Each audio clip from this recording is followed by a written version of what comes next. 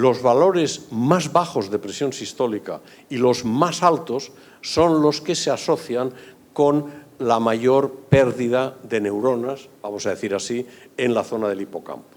Y por tanto, la presión arterial debe tener un determinado rango de valor, de tal manera que el reducir excesivamente la presión arterial en un individuo anciano o mantenerla excesivamente elevada es lo que realmente afecta la perfusión de las neuronas en la zona del hipocampo y en general las neuronas cerebrales. Por tanto, en base a todo lo que yo les he dicho hasta ahora y en el esquema terapéutico, la pregunta clave que nos tendríamos que responder ¿es posible detener o retardar la progresión del deterioro cognitivo y la inducción a demencia, reduciendo las cifras de presión arterial?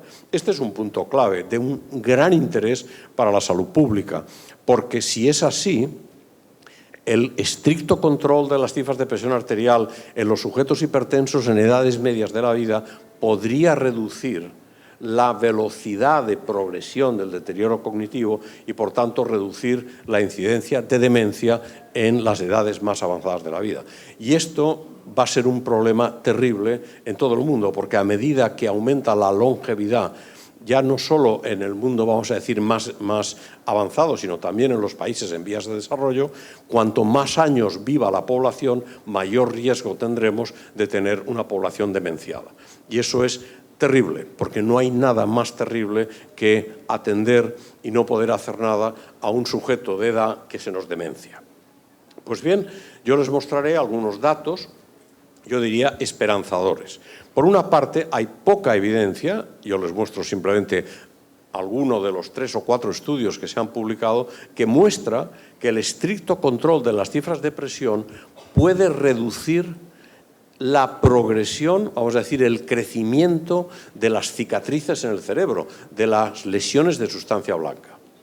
Este estudio que ven ustedes aquí, las 2 columnas de la izquierda muestran qué pasa con las lesiones de sustancia blanca medidas en volumen. Por tanto, estamos hablando de todo el volumen de lesión de sustancia blanca que hay en el cerebro en un determinado sujeto, qué ocurre cuando pasan 5 años dependiendo de las cifras de presión arterial. Y ven ustedes, en las 2 columnas de la izquierda, los normotensos y los hipertensos tratados controlados, en los cuales prácticamente no se modifican, no hay crecimiento de las lesiones de sustancia blanca en 5 años. Y sin embargo, en las 2 columnas de la derecha, ven ustedes qué ocurre con aquellos pacientes hipertensos que están tratados y no controlados, o simplemente los que no están ni siquiera tratados. Y como ven ustedes aquí, en estos individuos sí que se produce un incremento de la masa de lesión de sustancia blanca. Por tanto, tenemos datos basados en imagen, en resonancia nuclear, que nos muestran que el estricto control de las cifras de presión puede reducir el crecimiento, la progresión de las lesiones de sustancia blanca cerebral. Los datos clínicos de los que disponemos nos muestran, este es un metaanálisis de Levitt, 12 estudios, en los cuales al menos en 5 de ellos, que son los que yo he resaltado en rojo, se demostró una reducción de la incidencia de demencia durante el ensayo clínico. Estos son ensayos clínicos en los cuales el objetivo primario no era la incidencia de demencia, sino que en algunos era pues, la incidencia de accidente cerebrovascular, en otros eran eventos cardiovasculares, morbilidad cardiovascular en general. Siempre la incidencia de demencia se estudió como un objetivo secundario, pero al menos en 5 de ellos se mostró que el tratamiento antihipertensivo mostraba una reducción de la incidencia de demencia. Probablemente el estudio más importante de todos ellos en este sentido es el estudio europeo de hipertensión sistólica aislada, el SISTEUR. En este estudio, como objetivo secundario, se analizó la incidencia de demencia. Y como ven ustedes, la curva de color amarillo muestra la incidencia de demencia a lo largo de los años en los sujetos que fueron tratados. Durante los primeros 4 años, el estudio era doble ciego y el comparador era placebo, de manera que la línea blanca muestra qué ocurrió con los sujetos que recibieron placebo. Y ven ustedes que a los 4 años ya había una diferencia significativa entre tratamiento y placebo en el SISTEUR. Pero lo más interesante es que a partir del 4.º año, a todos los sujetos que estaban recibiendo placebo, cuando se abrió el estudio y se demostró la eficacia en la prevención del accidente cerebrovascular, que era el objetivo primario, a todos se les ofertó tratamiento. La mayoría de ellos, el 80%, recibieron tratamiento activo a partir del año 4. Pero lo que ven ustedes aquí es que las curvas se siguen separando en los siguientes 4 años. Lo cual quiere decir que, a pesar de recibir tratamiento, el grupo que empezó con placebo presentó mayor incidencia de demencia, lo cual traduce lo importante que es tratar lo antes posible el factor de riesgo. Todos los sujetos que tuvieron la bendita suerte de caer en la rama aleatorizada al grupo de tratamiento activo tuvieron menor probabilidad de ser dementes que los individuos que recibieron placebo durante 4 años y tratamiento a partir del 4.º año.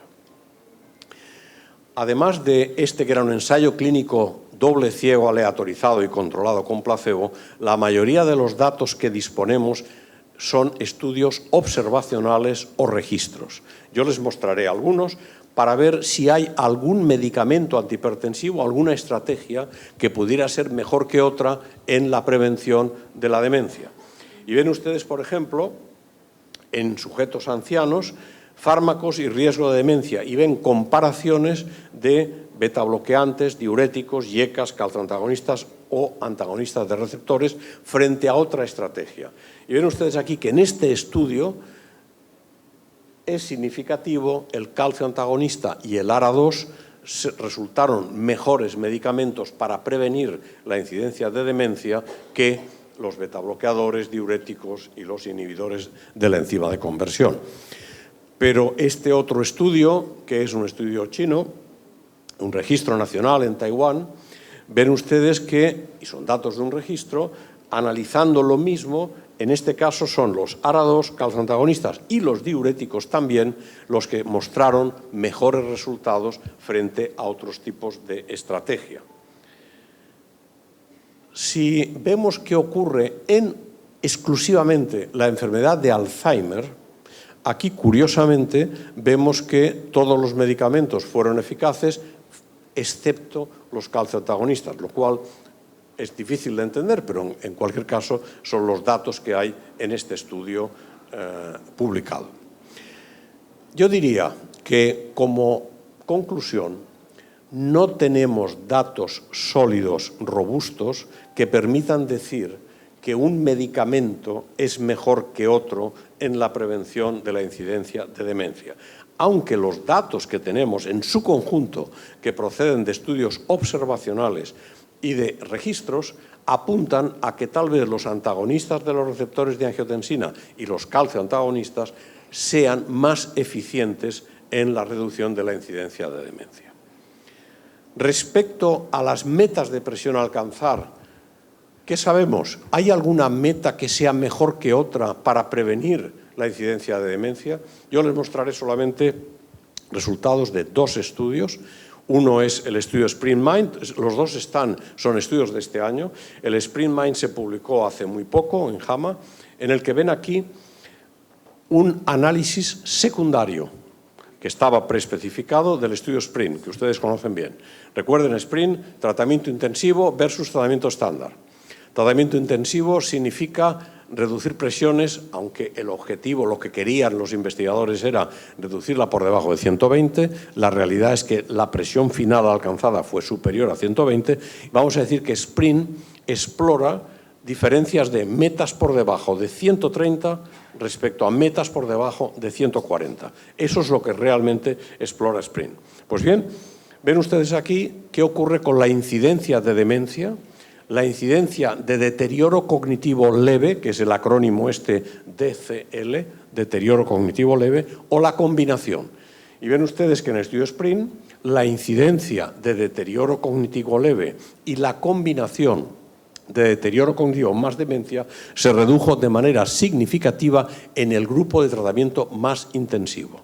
Por tanto, aquellos sujetos que redujeron la presión por debajo de 130 tuvieron menos incidencia de deterioro cognitivo leve que los que se quedaron por debajo de 140. Y lo que es interesante es ver, y en ese sentido va en la misma línea que los estudios europeos previos, que en la aparición de lesiones de sustancia blanca, ven ustedes también una diferencia significativa en aquellos sujetos que recibieron un tratamiento más intensivo. Por tanto, SPRINT apoya la idea de que la meta a alcanzar sea inferior a 130 para la prevención de las lesiones cerebrales, incluso las lesiones cerebrales silentes en forma de deterioro cognitivo. El otro estudio no está todavía publicado, se presentó en el meeting de el American College of Cardiology este año en Nueva Orleans, y lo que ven es un estudio, en este caso unicéntrico, en la clínica de William White, en el cual compararon un grupo no muy grande, de 200 sujetos, también para dos metas de presión. Presión por debajo de 130, presión por debajo de 140. Y lo que vemos en el estudio de White, ese es un estudio mucho más pequeño, es que no hubo diferencias en uno de los aspectos que ellos esperaban encontrar, que era la velocidad de la marcha, o sea, los aspectos de velocidad de la marcha de los pacientes ancianos, pero sí hubo pequeños cambios en el tiempo de reacción cerebral y cambios otra vez en el volumen de las lesiones de sustancia blanca. Por tanto, ya tenemos muchas evidencias que muestran que reducir intensamente la presión previene el crecimiento de las escaras cerebrales, de las lesiones cerebrales de sustancia blanca, y que se asocia con una cierta prevención del deterioro cognitivo. Es por esta razón por la que la Guía Europea de Hipertensión recomienda como objetivo general en la población menor de 65 años reducir la presión, la meta, por debajo de 130/80.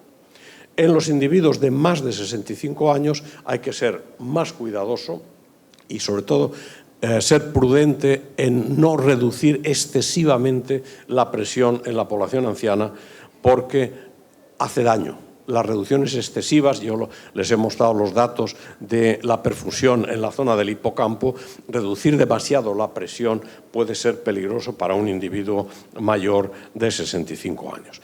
Y el resumen de nuestra recomendación es la que ven ustedes aquí: empezar a tratar a los hipertensos con una combinación que incluya siempre un bloqueante del sistema renin-angiotensina, sea un YECA o un ARA2, con un calcio antagonista o un diurético como estrategia inicial de tratamiento en la prevención de las lesiones cerebrales. Y añadir, cuando sea necesario, por indicación, beta bloqueadores. Y quisiera terminar con mensajes. Existe una estrecha relación entre el daño estructural silente, sean lesiones de sustancia blanca, microhemorragias, y el daño funcional, el deterioro cognitivo. La lesión silente predice la presencia de lesión clínica. Por tanto, el deterioro cognitivo precoz es un predictor de futura demencia. El tratamiento antihipertensivo puede retardar la progresión del deterioro cognitivo y prevenir la incidencia de demencia. Y finalmente, datos recientes sugieren que la reducción de la presión sistólica por debajo de 130 milímetros es más efectiva en retrasar la progresión del deterioro cognitivo del hipertenso. No parecen haber fármacos mejores que otros en prevención del deterioro cognitivo, pues lo fundamental es el control estricto de las cifras de presión arterial, empezando el tratamiento lo antes posible, en el momento en el que se detecta el factor de riesgo. Nada más y muchas gracias por su atención.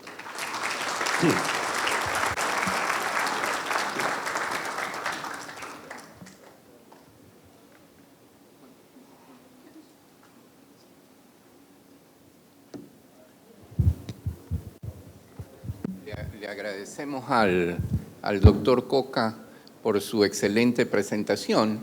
Y doctor Coca, ya que nos quedan unos poquísimos minutos, pero vamos a hacer unas pequeñas preguntas. Mire, yo no sé si pasa en su hospital o en su sociedad, pero se está empezando a sobrediagnosticar y mezclar un poco entre la demencia vascular y la demencia por enfermedad de Alzheimer. Hay muchos factores de riesgo que los comparten ambas. La pregunta es, usted cuando tiene un paciente hipertenso y tiene deterioro cognitivo y no va a ir a una biopsia cerebral para ver si hay amiloide, ¿cómo se orienta un poco a pensar cuánto es el peso del componente que usted nos ha enseñado de la lesión de sustancia blanca y cuánto podría ser degenerativo?